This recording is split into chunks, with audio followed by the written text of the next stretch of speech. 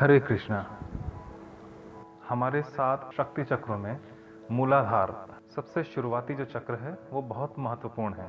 मूलाधार चक्र ही एक ऐसा चक्र है जो सबको, यानी कि आपको, मुझे दोनों पक्षों से जोड़ कर रखता है। दोनों पक्ष यानी मुझे मेरे आध्यात्म से भी जोड़े रखता है और मुझे मेरे भौतिक स्वरूप से, भौतिक ज़रूरतों से जोड़े रखता है। इसलिए मूलाधार चक्र का बैलेंस होना बहुत ज़रूरी है। एक बैलेंस मूलाधार चक्र उस झरने की तरह है जो एक ही समय में ऊपर भी बह रहा हो और नीचे भी, यानी कि उल्टा भी और सीधा भी। हमारा मन हमारी ज़रूरतों की ओर खींचता है, हमारी ज़रूरतों की ओर जाता है, और हमारी जो ऊर्जा है, हमारी शक्ति, वो हमारे मन की ओर आकर्षित होती है। यानी कि हमारे भीतर जो ऊर्जा है वो मन की ओर जाएगी और मन भौतिक ज़रूरतों की ओर। इसका अर्थ, अगर हमारा मन केवल भौतिक चीज़ों की ओर ही आकर्षित हो रहा है, भौतिक तत्वों की ओर ही जा रहा है, तो मूलाधार का बैलेंस होना बहुत मुश्किल है या असंभव ही है। इसके लिए ज़रूरी है कि हमारा मन आध्यात्म की ओर भी उतना ही जागृत हो, उतना ही चले जितना ये भौतिकता की ओर जाता है। हमें जितनी ज़रूरत भौतिक तत्वों की है, उतनी ही ज़रूरत हमें आध्यात्मिक तत्वों की भी है। और ये ही सबसे पहली अंडरस्टैंडिंग है अपने मूलाधार चक्र को बैलेंस करने के लिए। मूलाधार चक्र हमेशा जागृत ही रहता है, बस वो हमें महसूस इसलिए नहीं होता क्योंकि हम भौतिक तत्वों की ओर भाग रहे हैं, तो वो हमें सिर्फ भौतिक दर्शन ही देगा। अगर आपको आध्यात्मिक अनुभूति करनी है तो आध्यात्म की ओर भी अपना मन झुकाना पड़ेगा। जब तक आपका ये भौतिक और आध्यात्म बैलेंस ना हो जाए, तब तक आप कुछ भी अनोखा महसूस नहीं कर सकते, कुछ भी आध्यात्मिक आप ठीक से महसूस नहीं कर पाएंगे। मूलाधार हमारे 7 चक्रों में सबसे नीचे का चक्र है और सबसे कम फ्रिक्वेंसी का चक्र है, यानी कि सबसे लो ऊर्जा वाला चक्र है। हम लोग, हमारी दुनिया, हमारी ज़रूरतें एनर्जी के लोअर फ्रिक्वेंसी पर ही एग्जिस्ट करते हैं और अपनी पूरी लाइफ सिर्फ मूलाधार के वन साइड फ्लो, यानी कि डाउनवर्ड फ्लो के हिसाब से ही चलते रहते हैं। मूलाधार हमारा एक्टिव है, बस वो डाउनवर्ड फ्लो हो रहा है, उसकी एनर्जी डाउनवर्ड फ्लो हो रही है, जो हमें भौतिक ज़रूरतों की पूर्ति करने में सहायता कर रही है। इसलिए मूलाधार चक्र बैलेंस होने पर एनर्जी का फ्लो अपवर्ड एंड डाउनवर्ड दोनों तरफ बराबर हो जाता है। यानी कि आपकी भौतिक ज़रूरतें कम होने लगेगी, आपको संतुष्टि फील होने लगेगी, आपको लगेगा कि जितना आपके पास है उतना काफ़ी है, उससे ज़्यादा आपको भरने की कोई ज़रूरत नहीं है।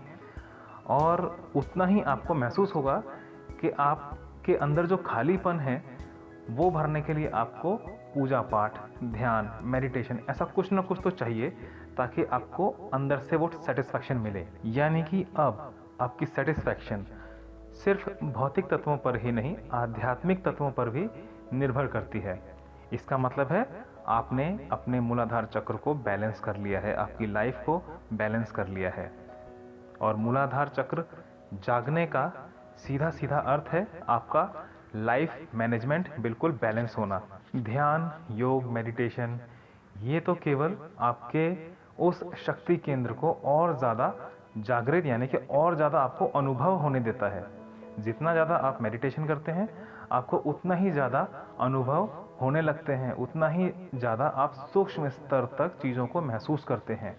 अब आप बोलेंगे ये सूक्ष्म स्तर क्या है और सूक्ष्म स्तर पर कैसे महसूस करते हैं? और बड़ा सीधा सीधा जवाब है, आप अपने रूम में बड़ी ही शांति के साथ बैठ जाएं और अपने आसपास की आवाज़ों पर ध्यान दें। किसी भी तरह की आवाज़, मोटरसाइकिल की आवाज़, जानवरों की, पक्षियों की, किसी ना किसी चीज़ की आवाज़, खटपट की आवाज़ आ रही होगी, आप उधर ध्यान दें। ठीक है, अब धीरे धीरे जो ध्यान आपने बाहर लगाया हुआ है, धीरे धीरे अपने पास लेकर आए।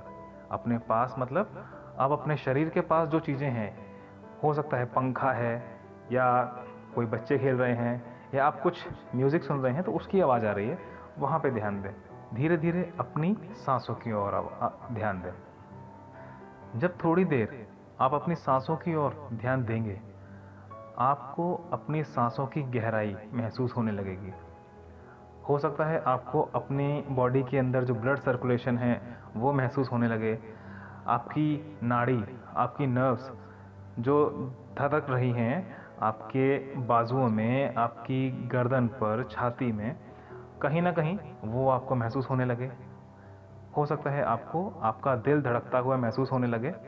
तो इसका मतलब है आप बाहरी जगत से कम होते हुए सूक्ष्म जगत की ओर जा रहे हैं।